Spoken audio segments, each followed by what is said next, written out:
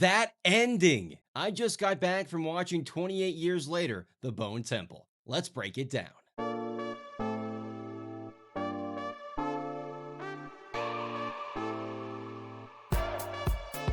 Alright, and welcome to the latest episode of What's Happening with me, Casey Foreman. A quick spoiler alert, because he's back! Yes, the rumors are true. Cillian Murphy, the man who kicked this franchise off, is back. We got our first official look at him in the final moments of this film. But before we break down what all that meant and how it sets up a third movie, let's talk about the 3 reasons this film is worth going to see. The first, the performances. I can't decide who my favorite character is. It's a 4-way tie between Spike, Samson, Dr. Kelson, and of course, Jimmy. Sir Lord Jimmy Crystal, that is. Jack O'Connell is on a generational villain run right now. His character had such a twisted mind. He was really just out to inflict as much pain on others as possible. You gotta love those characters though, who have absolutely no room for redemption. And if you made it this far in the video, make sure you hit that subscribe button. In comparison to a person like Samson, who in every way physically is a monster, but we later find out there is a way for him to be saved. More on that in a minute. But once again, Spike steps up to be that lovable character we can all root for. Same with Dr. Kelson. Ultimately, it's his fantastic balance between horror and humor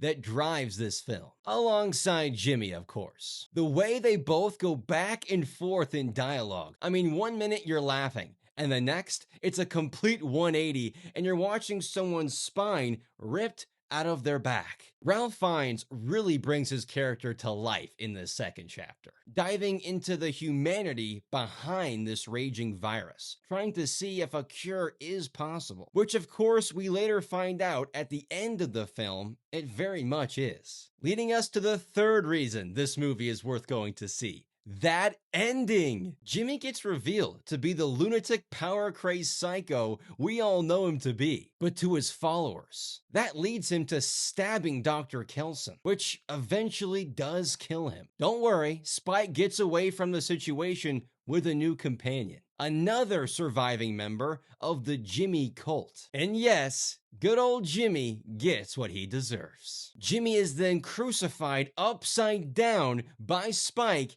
and his new friend. I don't know if I've ever rooted for a character's downfall as much as this. And I hate to say it, but it was somewhat satisfying to see such an awful character getting such a terrible ending.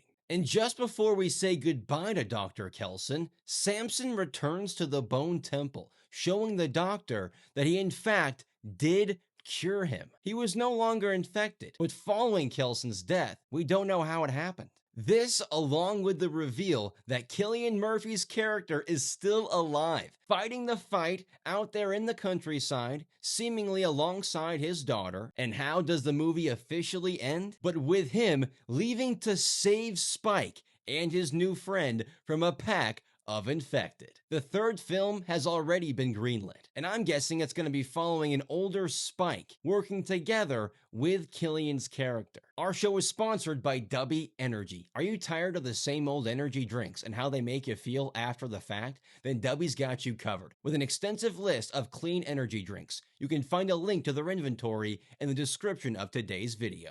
Go be better and get energized with Dubby. And with these last 2 movies being very grounded human stories in the midst of an infected post-apocalyptic world, this third one is bound to be on a larger scale, telling a bigger story. I'm rating 28 years later, The Bone Temple a 4.4 out of 5.